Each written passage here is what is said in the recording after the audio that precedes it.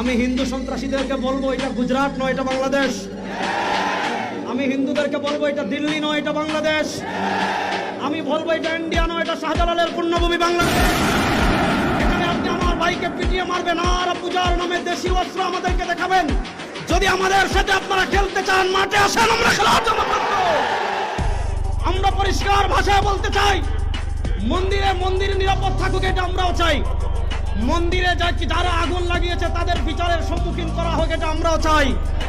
কিন্তু আমার নিরীহ মুসলমানদেরকে যারা ঘন্টার পর ঘন্টা বন্দী রেখে তাদেরকে যারা পিটিয়ে শাহাদাত বরণ করেছে, মনে রাখবেন মুসলমানের রক্ত পান করে পৃথিবীর কেউ নিরাপদ থাকতে পারে নাই, আপনারাও পারবেন না।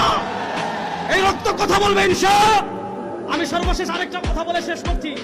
বাংলাদেশে আপনারা বিভিন্ন ইস্যু চেঞ্জ করেন, একটাকে ঢাকার জন্য আরেকটা আনেন, আরেকটাকে পিছনে ফেলার জন্য আরেকটা আনেন। তো ভাইদের